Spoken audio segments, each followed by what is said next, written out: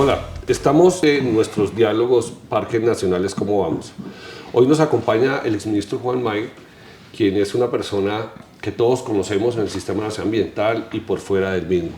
Una persona de una experiencia enorme, gigantesca, que nos da la oportunidad entonces hoy de reflexionar sobre un tema muy importante que creemos desde Parques Nacionales ¿Cómo vamos? Y todas nuestras organizaciones adscritas, el tema de la paz, la biodiversidad, la paz y nuestros parques nacionales naturales, la paz y nuestras áreas protegidas.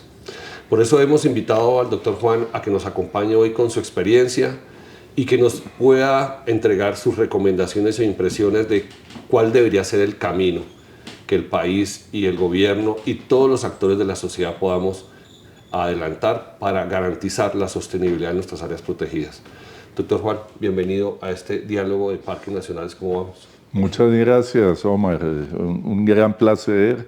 Muchas gracias por la invitación. Muy grato poder tener esta conversación hoy. Bueno, vamos al grano.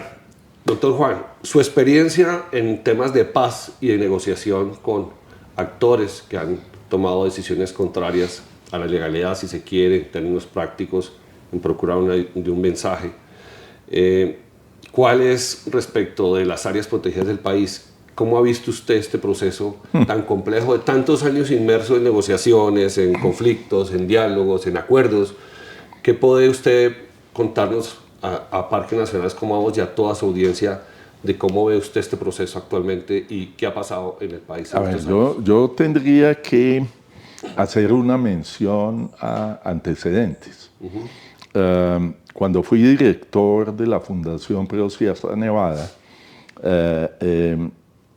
y la primera experiencia con las guerrillas fue allá, en nuestros proyectos en campo, en el territorio, en unos escenarios magníficos de esa montaña. Prístinos todavía. Sí, una montaña sagrada y el mundo indígena y el mundo campesino que había llegado, y abajo, digamos, las grandes haciendas que vivían del agua de la Sierra Nevada.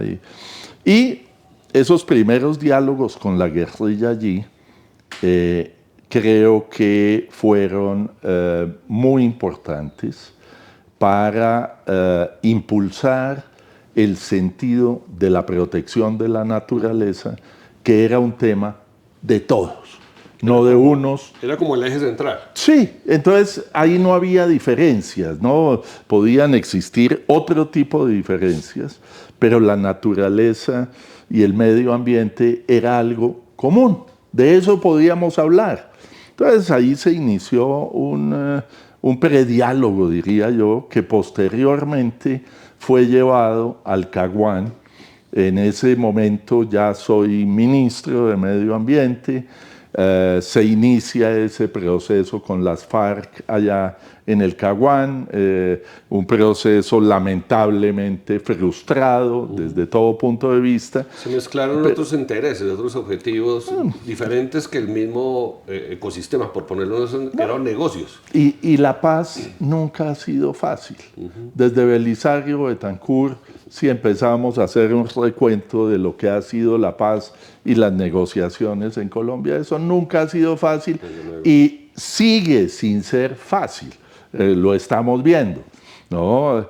Pero Colombia tiene una gran experiencia en este tema y las negociaciones en el Caguán llevaron a tener un tema que pusimos en la agenda y que abrió la puerta a la comunidad internacional, porque en ese momento las FARC decían, nada de comunidad internacional, esta es una negociación entre colombianos y aquí lo externo no tiene nada que ver.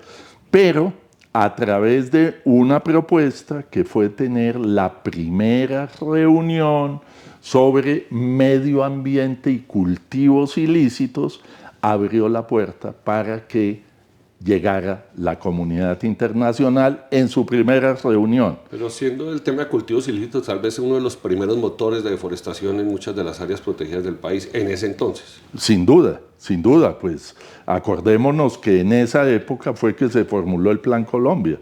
¿No? Entonces, hablo de esto porque uno en Colombia pierde la noción del tiempo, porque todos los días pasa algo, y pierde también la noción de la historia.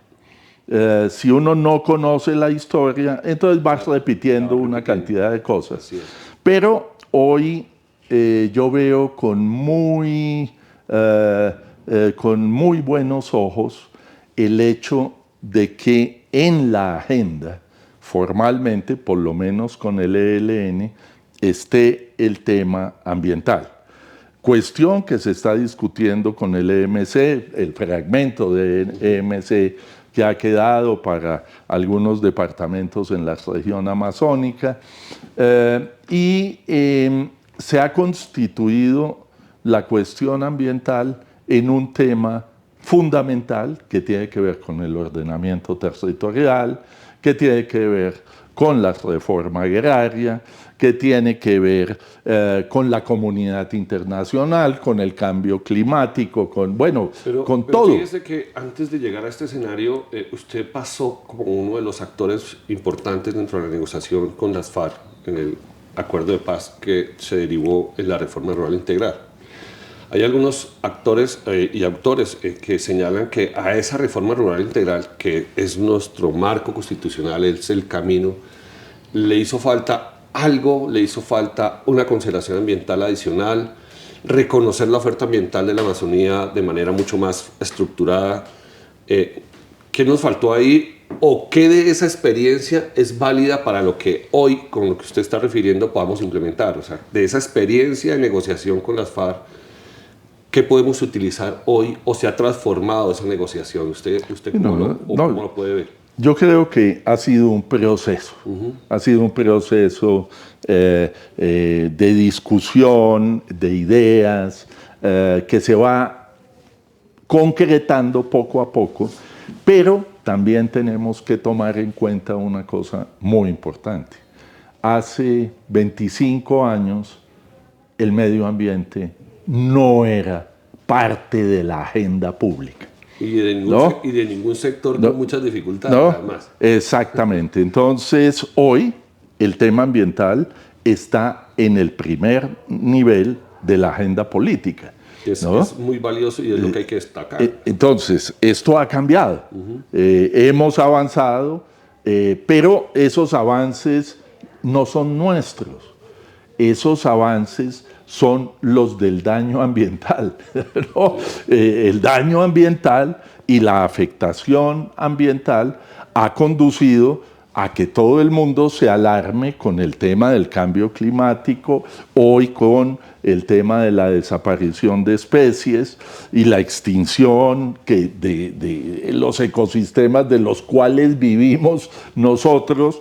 Obviamente ahí hay una gran preocupación, y de la contaminación de los océanos y de las aguas, ¿no? Es una situación... Difícilmente sustraer un acuerdo de paz de una agenda ambiental que no solamente es nacional sino global, y la responsabilidad que ello deriva frente a todos los países del mundo y la sostenibilidad de toda la sociedad. Correcto. O sea, ahí no podríamos desconocerlo, pero lo que digo yo en esas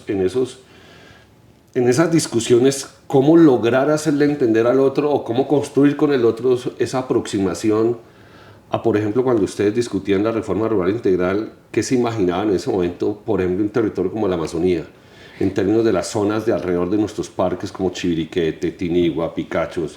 ¿Qué hacer en esos territorios que todo el mundo tenía como la impresión o la expectativa de que iban a utilizar ese territorio por una cantidad de actividades productivas que a todas luces su aptitud no es para esa condición, sino para otros escenarios como turismo, como restauración, como negocios, bioeconomía, por ejemplo, que podría dar lugar a esa posibilidad? ¿Qué hacer para discutir esos escenarios en esos niveles? Yo creo que hoy en día el tema campesino, el tema indígena, el tema de minorías, llamémoslo de alguna manera, con su gran diversidad, afrodescendientes, es un tema muy relevante en la agenda y en el futuro del país. Y todo esto tiene que ver con el ordenamiento territorial. Pero volvamos a mirar la historia.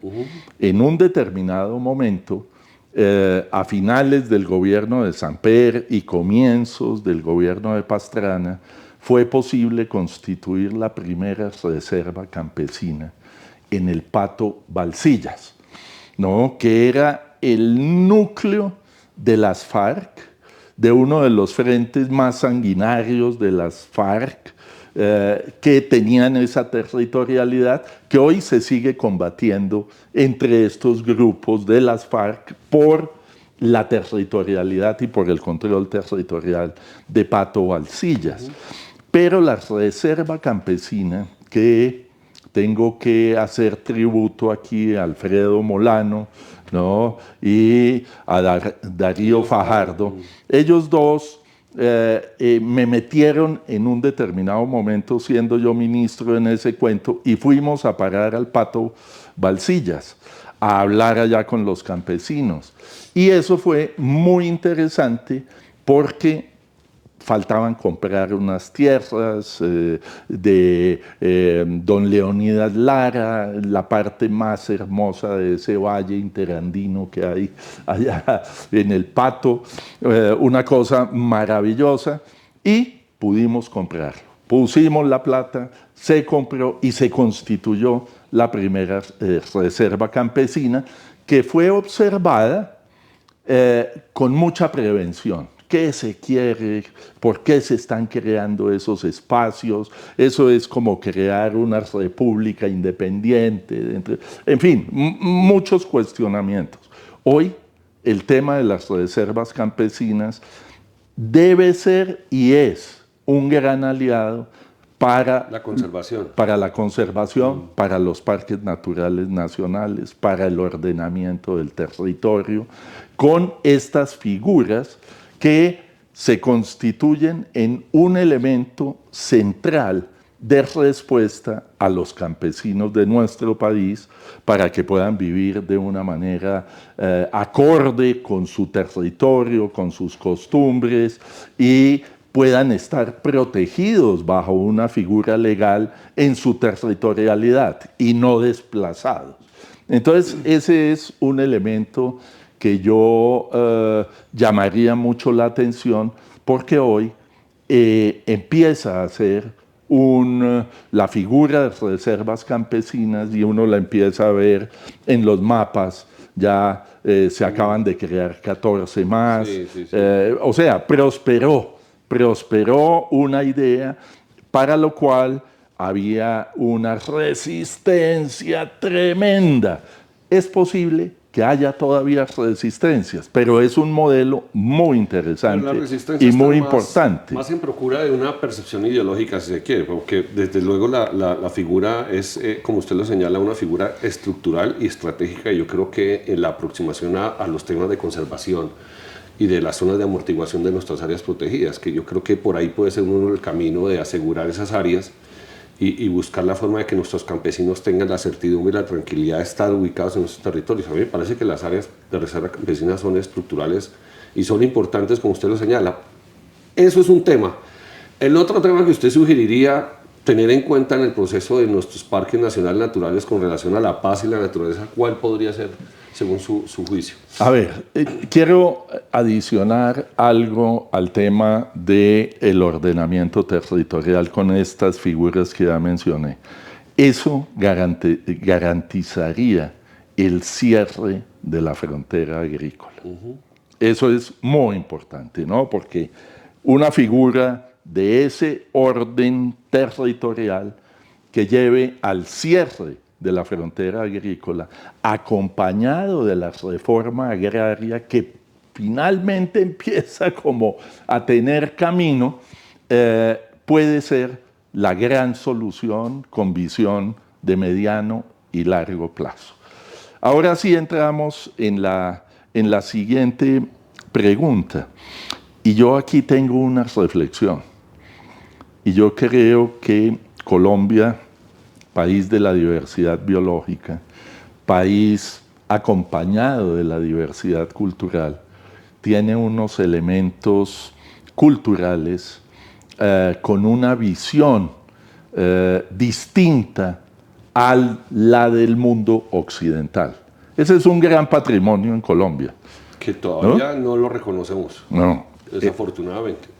Hubo un reconocimiento constitucional con el cambio de la Constitución del 91. La ley y todo se les ha brindado y yo creo que todos los que hemos trabajado en este tema reconocemos esa consideración, pero nos ha costado y le ha costado al país productivo, al país entender esa dinámica y la cosmovisión de estas poblaciones frente a los recursos naturales. Casi que se necesitaron 500 años para que llegáramos a una constitución progresista, ¿no? Y que reconociera la diversidad cultural, reconociera sus formas culturales, en fin. Esto no es una cosa que cambia de un día para otro. Son procesos, y yo creo que Colombia se enrumba en un proceso muy importante, y aquí quiero recuperar algo que la humanidad ha perdido, que es su conexión con la naturaleza. ¿Quién conoce de la conexión de la naturaleza con el hombre si no son los indígenas? Desde luego. Y ese patrimonio debemos valorarlo. Ese patrimonio yo creo que está llamado en las próximas décadas, mientras se haya logrado mantener en una visión prehispánica, totalmente diferente a nuestra visión occidental, esa visión prehispánica que ha habitado en los ecosistemas tropicales de un país de alta complejidad ecosistémica, tienen una gran respuesta. Y esa gran respuesta tiene que ver en cómo nos volvemos a conectar con la naturaleza. Porque si no nos conectamos con la naturaleza, podemos hacer todos los esfuerzos que queramos por aquí, por allá, poner presupuestos, hacerlo uno. Pero si en nuestra mente no está ese relacionamiento, si no lo podemos adoptar en nuestra cultura, en nuestra forma de ver el mundo, creo que estaríamos perdiendo una gran oportunidad. Y eso es lo que nos conduce a la paz con la naturaleza. Esa posibilidad de reconocer esos espacios y esas cosmovisiones, por supuesto, que tienen el territorio que parte de estas comunidades, valdría la pena revisar la posibilidad de esas conectividades, ampliando potencialmente los resguardos, generando esas conectividades que se han perdido sistemáticamente durante muchos años, para ir garantizando de alguna manera que estos territorios no se pierdan, sean aprovechados de manera, digo yo, sin ninguna planificación. ¿Podría ser un camino? Omar, yo tengo un sesgo. Aquí yo tengo que ¿Eso es válido? ponerlo encima de la mesa. Yo tengo un sesgo y es lo que ha sido mi relación con el mundo Kogi de la Sierra Nevada. ¿Por qué? Porque aquí es donde está la gran diferencia en el pensamiento y es muy interesante. Desde una perspectiva del mundo indígena de la Sierra Nevada, el territorio es una geografía sagrada. ¿Qué quiere decir eso? No es una geografía para el utilitarismo material. Es para la vida. Es para la vida. Eso es lo central. Y esa es la gran diferencia entre esa aproximación y la que nosotros estamos teniendo. Entonces yo me pregunto, hoy en día, si todos los esfuerzos que estamos haciendo son esfuerzos que van a dar frutos. Hay cosas en las cuales hemos avanzado. A mí me ha tocado ver todo este proceso del ambientalismo en Colombia y en el mundo y cómo se ha desarrollado. Pero yo tengo serias dudas de que con la visión que tenemos y con nuestra cultura de consumo, una cultura depredadora como la que estamos teniendo, estos esfuerzos no nos vayan a permitir contrarrestar el daño que ya hemos hecho. Es que estamos en una anomalía temporal, ¿no? En 10.000 años el clima fue un clima bastante estable, ¿no? y predictible. Hoy, en menos de 150 años, esa línea que venía muy estable se pegó una disparada, ¿no? La temperatura empezó a aumentar, la desaparición de especies empezó a aumentar, la contaminación empezó a aumentar, y con todos los esfuerzos que hemos hecho, con todas las convenciones de cambio climático, de biodiversidad, de desertificación, con todos los acuerdos que hemos hecho, ni siquiera hemos podido frenar la tendencia de aumento de temperatura, de desaparición de especies y de contaminación. Seguimos siendo notarios de la destrucción y registro de las pérdidas sistemáticas de biodiversidad y de bosques, no solo en Colombia, sino en el mundo. Pero voy a empezar a hacerle unas conclusiones a esto para que podamos, de alguna manera, nuestros amigos de las redes, en el marco de los cómo vamos de parques nacionales, es primero un tema que usted toca de las áreas de reserva campesina que hay que valorar como un instrumento, una posibilidad y una herramienta en el marco del ordenamiento territorial. Otro tema asociado a lo que tiene que ver con la cosmovisión y todo ese relacionamiento de conectarnos con la naturaleza nuevamente y valorar en estas áreas de las comunidades indígenas unos espacios de reconciliación y de revisión de nuestro modelo de desarrollo. Y hay un tema en el que yo no podría dejarlo ir sin que nos contara usted cuál puede ser el papel y el rol que Colombia debería jugar como un país amazónico, con parques amazónicos como Chiviriquete, como esa conectividad entre la Orinoquia y la Amazonía, Paya, Picacho, la Macarena, todos estos parques. ¿Cuál debería ser entonces la postura de Colombia en la COP16 con relación a Brasil, a Perú, a Ecuador, a Guyana, a Venezuela, con nuestra Amazonía?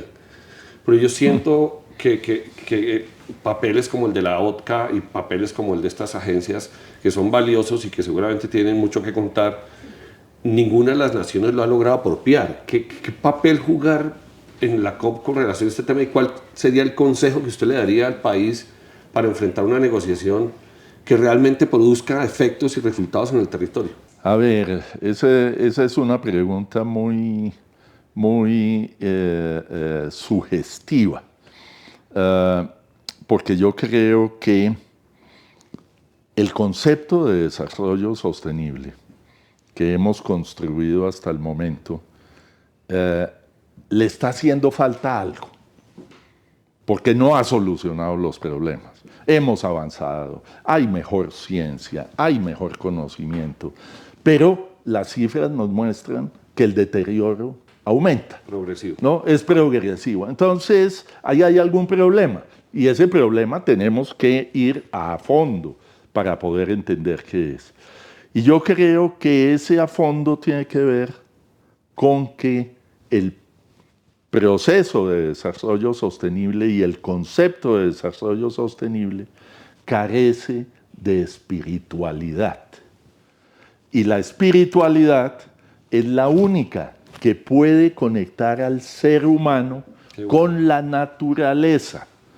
Así que, para mí, mientras eso no se haga y mientras no reflexionemos sobre ese tema a fondo, creo que vamos a seguir viendo el deterioro del medio ambiente. Ahora, yo fui presidente de una COP y el resultado de la COP es un resultado que todavía se publicita y se hizo famoso en su momento, y de ahí salió el protocolo de bioseguridad de Cartagena. Así es. ¿No? Eso quedó para la posteridad. Entonces la pregunta es, ¿cuál es el elemento que debe llevar a Colombia a la COP y que genere una visión de prosperidad y que sea un gran legado Es el momento de ese gran legado. Por un lado, tenemos varias condiciones. Tenemos una política ambiental como nunca la habíamos tenido en ningún gobierno, así de fuerte. Tenemos una ministra, yo la llamo activista, ¿no? Pero con un gran manejo de los temas. Eso es, en la parte política, algo muy importante. Pero si no hay respaldo político, nada se puede lograr. Ese es un primer punto. Un segundo punto es que somos uno de los grandes países de la biodiversidad. Y yo diría que el gran mensaje en lo político y en la realidad política de la institucionalidad y de los poderes que se disputan hoy en el planeta es recobrar el grupo de países megadiversos. Ese grupo de países megadiversos somos... Son los que tenemos la llave para la sostenibilidad del país y del mundo. Hoy. Claro, es la clave. Hoy es el poder de negociación. Claro. Hace 20 y tantos años, 25 años... Todavía lo que significaba tener esto. Pero lo creamos en ese momento con 22 ministros, estaba China, estaba Singapur, estaba la India, estaban los países africanos, el Congo, estaba Indonesia, o sea, los que tenemos biodiversidad. Y los que controlamos, esos países, entre todos, controlábamos el 80% de la diversidad biológica del planeta, que es la vida. No, y si a eso le conectamos ese grupo con una alineación estructural y estratégica con visión a la COP30 en Brasil, yo creo que de alguna manera nosotros tendríamos la llave, sin pretenciosamente advertir, la llave de la vida del mundo. Correcto. Porque ahí es donde está la seguridad de todos los actores de la sociedad. Esa vida, y tal vez lo más profundo que podría aportar Colombia en este momento, es una nueva concepción del desarrollo sostenible, trayendo el tema de la espiritualidad, de la cual nos enseñan los pueblos indígenas. No me podría dejar pasar esto, y yo creo que ya encontramos unas soluciones. Le agradezco muchísimo estas propuestas porque al país seguro y seguramente al Ministerio de Ambiente le van a servir mucho. En esa visión de tener nosotros como países megadiversos, la estructura de las áreas protegidas que tenemos, nuestro Sistema Nacional de Áreas Protegidas y todas las dificultades, seguro que tienen muchas de ellas, desde lo regional hasta lo nacional. ¿Usted cómo ve el rol y cómo debería ser entonces en esa nueva visión internacional de Colombia debería operar el Sistema Nacional de Parques Nacionales Naturales del país? Yo creo que al juntar todas estas posibilidades que he mencionado, los parques nacionales y las áreas protegidas son los sitios sagrados del país. Esa debe ser su categoría, lo sagrado del país. Una cosa que implica el respeto de todos los colombianos, una cosa que implica poner encima de la mesa para otros países que también tienen sitios sagrados y empezar a darle una característica al planeta con los sitios sagrados que deben ser protegidos y respetados a perpetuidad. ¿Cómo se hace eso? Bueno, qué presupuestos, qué más guardaparques, qué mejores estructuras, qué no... Pero el concepto... Es el concepto. El concepto es el que puede trascender. Y lo que necesitamos es que esta COP trascienda.